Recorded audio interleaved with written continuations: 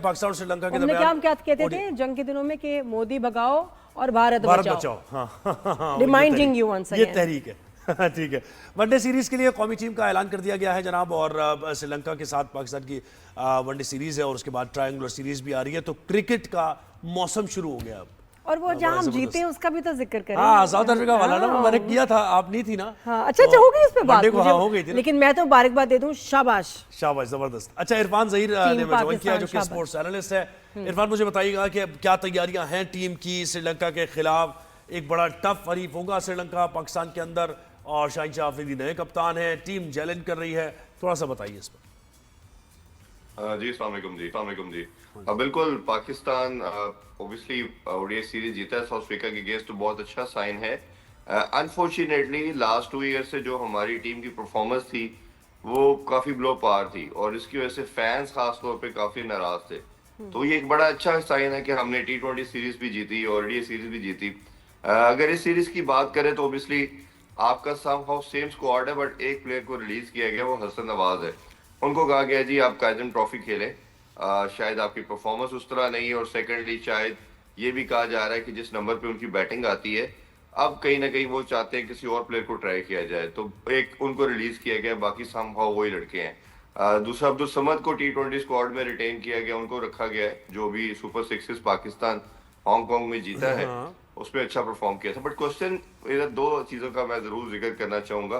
अब्बास अफरीदी ने बड़ा शानदार परफॉर्मेंस दी सुपर सिक्सेस में, खासतौर में आप इन टर्म्स ऑफ बैटिंग बात करें, बॉलिंग बात करें, कैप्टन भी थे, वो क्यों शामिल नहीं है?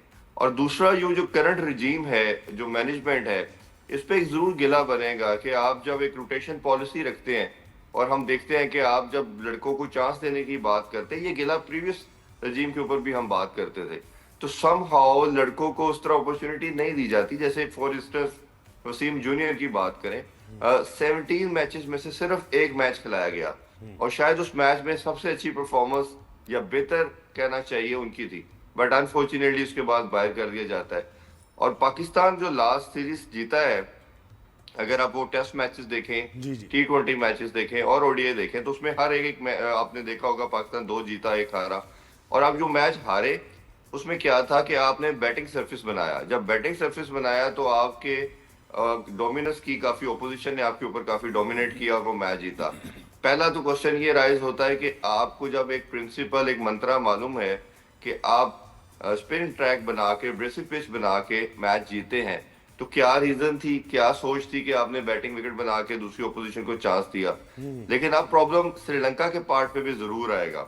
उसकी रीजन ये है कि साउथ अफ्रीकन जो हैं, जो सीना कंट्रीज हैं, वो ऐसी पिचेस के ऊपर आके सब कॉन्टिनेंट में स्ट्रगल करते हैं कि जब आप उनको ऐसा सरफेस देते हैं जो स्पिन विकेट होता है, और ओब्वियसली उधर कहीं ना कहीं वो स्ट्रगल करते हैं और आप मैच जीत जाते हैं। बट श्रीलंका के पास पाकिस्तान से बेहतर स्पिनर है, तो स्पिनर अगर विकेट बनाएंगे आप, तो ऑब्वियसली जो है श्रीलंका वो आप पे अटैक करेगी। तो मेरा ख्याल है ये कहीं ना कहीं एक थिंक टैंक और मैनेजमेंट के अंदर जरूर ये सोच होगी, ये कंसर्न होगा कि आपने पिच अब कैसी बनानी है, क्योंकि सब कॉन्टिनेंट की पिचेस आपको शायद थोड़ा अगर पीछे लेके जाए, तो पिंडी के अंदर ही बांग्लादेश में आपने सोचा कि बांग्लादेश के पास तो स्पिनर बहुत अच्छे हैं, हम पेसी पिच बनाते हैं, तो फास्ट ट्रैक जब बनाए तो बांग्लादेश ने आपसे पहली दफा हिस्ट्री में व्हाइट वॉश कर दिया, दोनों टेस्ट मैचेस जीत लिए।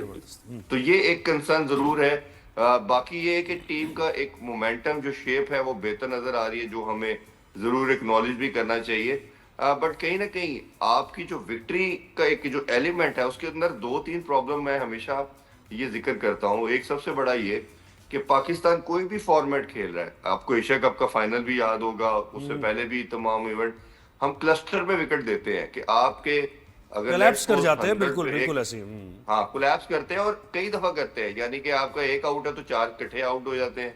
फिर आपके पास एक और प्रॉब्लम है, जब बॉलिंग करते हैं तो आपसे टेल आउट नहीं होती। तो ये 2-3 ऐसे कंसर्न है जो कि हम इम्प्रूव ही नहीं कर पा रहे। और एक सबसे बड़ा कंसर्न जो साथ पैरेलल खड़ा है कि आप अभी टॉप टियर की टीमों से उस तरह जीते नहीं है। आप साउथ अफ्रीका से जीते तो जरूर है, बट साउथ अफ्रीका के कम से कम 8-9 जो मेन प्लेयर थे नहीं थे, वो नहीं आए इसमें। वो अब क्योंकि होता क्या है कि दूसरी टीमें जो हैं, जो बायलैटरल सीरीज को अब समहाउ उस तरह इंपॉर्टेंस नहीं देती जिस तरह के हम सब कॉन्टिनेंट वाले देते हैं। ऑब्वियसली हम हारे बहुत है तो हमारे लिए तो विक्ट्री विक्ट्री है, पाकिस्तान ये जरूर बात कर सकता है। इरफान मुझे हमने बताएं कि थोड़ा ही अभी कहा अब था साउथ अफ्रीका ओडीआई को। में हसन नवाज की जगह कौन किसको एडजस्ट करना है? फ़हीम अशरफ आएगा, वसीम जूनियर आएगा, या फिर मोहम्मद नवाज तो खैर ऑलरेडी खेल ही रहा है, तो कौन किसको एडजस्ट ये- करना है? एक स्पिनर को एडजस्ट करना है? नहीं, वो आपने शायद याद होगा कि जो लास्ट 2 मैचेस ओडीआई के पाकिस्तान ने खेले हैं, हुसैन तलत वो खेल, तो हुसैन तलत की जगह आप एक ऑलराउंडर को रखेंगे मोस्ट लाइकली, जो हमने देखा भी दूसरे और तीसरे मैच में कि फ़हीम अशरफ को अपॉर्चुनिटी दी।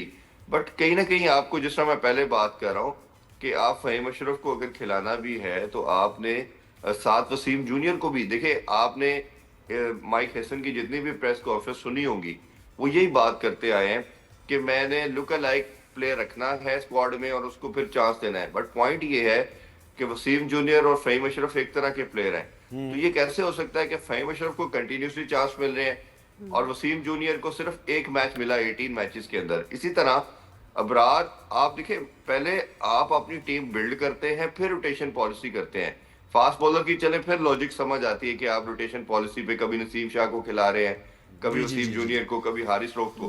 बट अबरार कैसे बाहर हो सकता है? बिल्कुल, जिसने ये पहले ऐसे मैच हो में सकता 3 है, आउट किए थे। ऐसे ही होगा जैसे अभी हम ब्रेक लेंगे, आप देखिएगा जैसे स्मूथली हम ऐसे इसको कट करेंगे ना शो को, आप कहेंगे वाओ, थैंक यू सो बहुत मच शुक्रिया। For your time.